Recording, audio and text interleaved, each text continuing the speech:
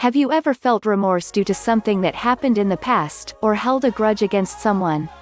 Do you feel like you've been betrayed, and can't bring yourself to forgive them?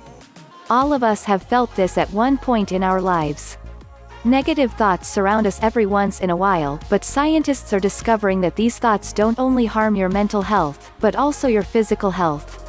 In order to examine the effects of negative emotions on our bodies, researchers examined both male and female patients as they analyzed their most painful memories and grudges.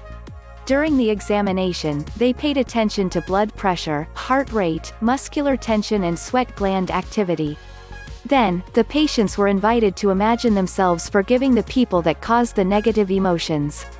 The conclusion was quite surprising. The negative emotions increased their reaction to stress and their sweat production, while the forgiveness lowered blood pressure, and relaxed muscles, including the facial ones.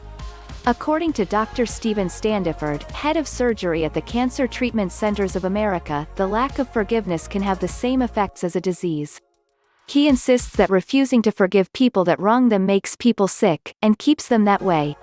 When it comes to cancer, forgiveness also has an important role in its prevention.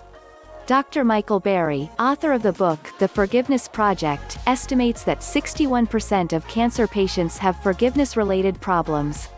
He even says that keeping the negative emotions, the rage and hate, creates a state of chronic anxiety, which, in turn, produces too much adrenaline and cortisol, reducing the number of cancer-fighting cells.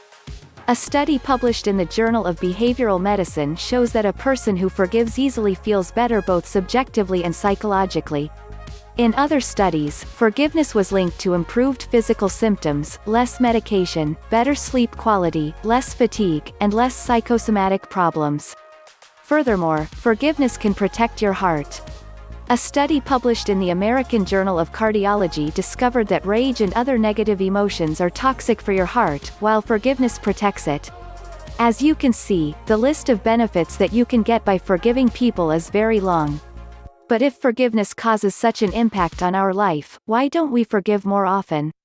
Unfortunately, in our culture, forgiveness is seen as a sign of weakness or submission. It is important to understand that forgiveness is a process and not an event. All forgiveness is making a conscious and deliberate decision to let go of the feeling of revenge, whether the person deserves it or not.